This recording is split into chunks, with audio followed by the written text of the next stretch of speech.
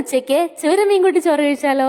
കുറച്ച് ദിവസങ്ങളായിട്ട് ചൂരൊന്നും അങ്ങനെ കിട്ടുന്നില്ലായിരുന്നു കേട്ടോ. കടലിൽ കുറച്ച് പ്രശ്നങ്ങളൊക്കെ ആയിരുന്നല്ലോ. അതുകൊണ്ട് തന്നെ ഞാൻ എപ്പോൾ ചെന്നാലും ചേട്ടൻ പറയും മോളെ ചൂര വന്നിട്ടില്ല എന്ന് പറയും. പക്ഷെ ഇന്ന് ചെന്നപ്പോഴത്തേക്കും പുള്ളിക്കാരൻ പറഞ്ഞു മോളെ ചൂര വന്നിട്ടുണ്ട്, സാധാരണ എടുക്കുന്ന ചൂരയല്ല, തോട്ടപ്പള്ളിയിലെ ചൂരയാണ്, പ്രശ്നങ്ങളൊന്നും ഇല്ല എന്ന് പറഞ്ഞു.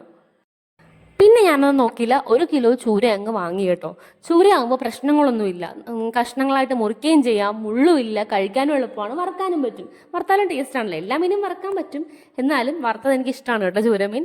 പിന്നെ അത് മാത്രമല്ല കേട്ടോ, നമ്മൾ ഈ ചൂരയൊക്കെ വെക്കുകയാണെങ്കിൽ ഉണ്ടല്ലോ, ഇന്നത്തേക്ക് മാത്രമല്ല നാളത്തേക്കും ഇരിക്കും. കുറച്ച് ഉപ്പും മുളകും പുളിയൊക്കെ കൂടുതലിട്ടങ്ങ് വെച്ചാൽ നല്ല അടിപൊളി ടേസ്റ്റാണ്, നല്ല വറ്റിച്ച് വെച്ച് കഴിഞ്ഞാൽ.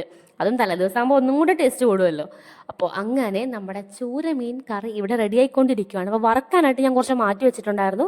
അതിൻ്റെ കൂടെ ക്യാബേജ് തോരനും കൂടെ റെഡിയാക്കിയിട്ടുണ്ടായിരുന്നു. പിന്നെ നമ്മുടെ രാവിലത്തെ സാമ്പാറും ഉണ്ട്. അങ്ങനെ ഉച്ചയ്ക്ക് ഊണ് കഴിക്കാനായിട്ട് ചോറെടുത്തു, ക്യാബേജ് തോരനിട്ടു, നമ്മുടെ മീൻകറി വെച്ചു, മീൻ വറുത്ത വെച്ചു, നമ്മുടെ സാമ്പാർ വെച്ചു. ഉച്ചയൂണല്ല കേട്ടോ, ഇപ്പോൾ ഒരു 3:45 സമയം. അപ്പം ഞാനും തക്കവും കൂടിയാണ് ചോറ് കഴിക്കാൻ പോകുന്നത്. ഞാൻ കഴിക്കുന്ന സമയമാണ് കൊച്ചിനും കൂടി വാരി കൊടുക്കും കേട്ടോ. അപ്പം അങ്ങനെയെങ്കിൽ കുറച്ച് വയറ് നിറയുമല്ലോ എന്ന് വിചാരിച്ചിട്ട്. അപ്പോൾ ഞങ്ങൾ ചോറ് കഴിക്കാൻ പോവുകയാണ്. എൻ്റെ വീഡിയോ ഇഷ്ടപ്പെടുവാണെങ്കിൽ ചാനൽ സബ്സ്ക്രൈബ് ചെയ്യാൻ മറക്കല്ലേ. ഞാൻ പോയി കഴിച്ചിട്ട് വരാം. ടാറ്റാ.